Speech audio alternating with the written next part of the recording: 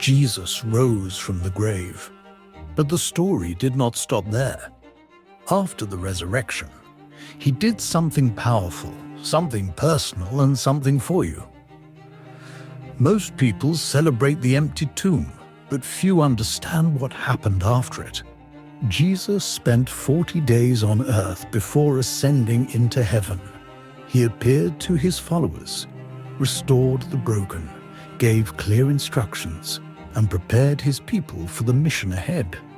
In this video, we will walk through exactly what Jesus did next and why it still matters for your life today. The resurrection of Jesus was the greatest moment in human history. But the days that followed were filled with purpose and divine strategy. First, Jesus appeared to Mary Magdalene. In John chapter 20, Mary was weeping outside the tomb. She thought someone had taken Jesus' body. But then she heard him say her name, Mary. In that moment, she knew it was the Lord. The first person to see the risen Jesus was not a religious leader or disciple, but a woman who had once been bound and broken. This shows that Jesus reveals himself to those who seek him, no matter their past. Next, Jesus walked with two men on the road to Emmaus. In Luke chapter 24, two followers were walking, confused and discouraged. They did not recognize Jesus as he joined them. He walked with them, taught them the scriptures, and finally revealed himself when he broke bread with them. Their hearts burned within them because truth was being spoken. This reminds us that even when we cannot see him, Jesus walks beside us and opens our eyes in his perfect time. Then Jesus appeared to his disciples. In John chapter 20, he showed them his hands and his side. He spoke peace over their fear and breathed the Holy Spirit onto them. He reminded them they were sent, just as he was sent by the Father. Even Thomas, who doubted, was invited to touch the wounds and believe.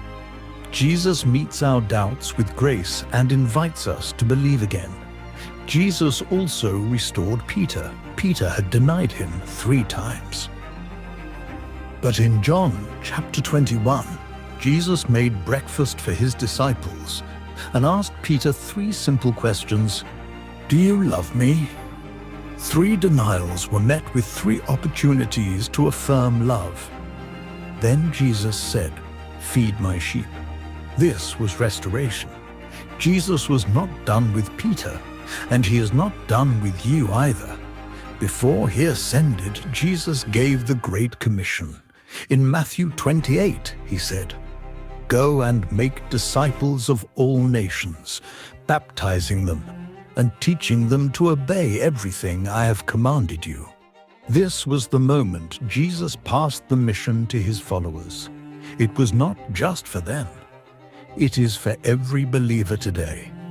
The resurrection was victory, but the commission was the assignment. Jesus also promised the Holy Spirit.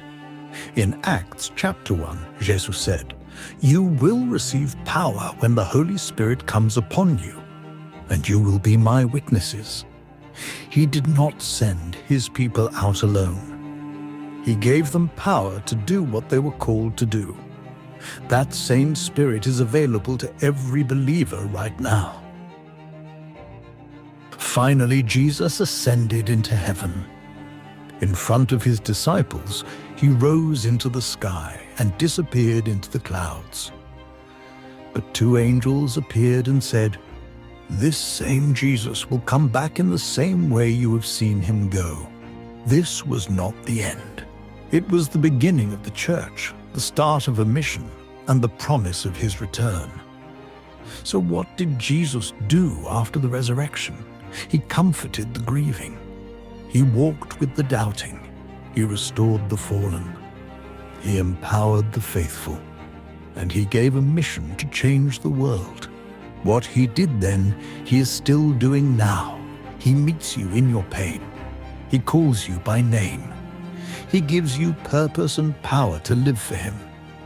If this message encouraged you, please like this video, subscribe to the channel, and share it with someone who needs to hear what Jesus did after He rose.